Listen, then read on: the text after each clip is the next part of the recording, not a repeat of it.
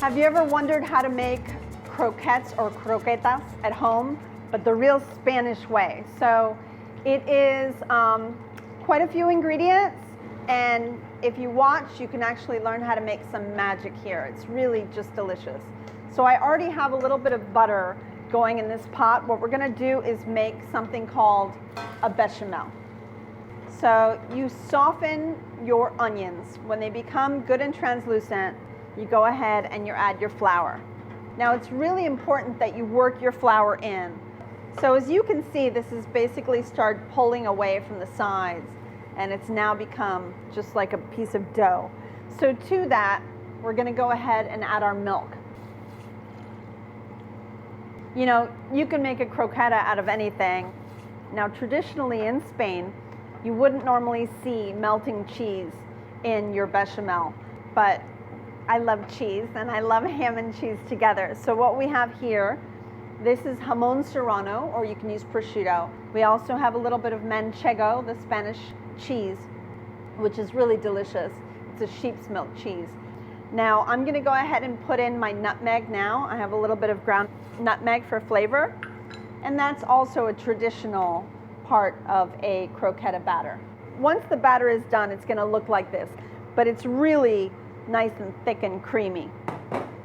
So you basically have to use your hands, okay? You make like a smaller version of a golf ball, and then you can either leave it like this, or you can do it the way I've done it today, which is more of an oval. So that shape is a little bit more tapered at the end, and then fat in the center, which is great, because when you really bite into the croqueta, you get that creaminess.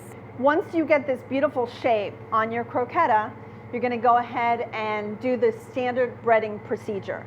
And that is flour, egg wash, and breadcrumbs. And I think my oil is hot enough that I'm gonna start frying my croquetas. Now make sure you never plop from up high, always go closer to the oil. Whenever you fry, make sure you have a landing pad right nearby, as well as a little bit of salt as a finisher when these come out. Believe it or not, I can always tell by the sound of the croqueta when it's ready.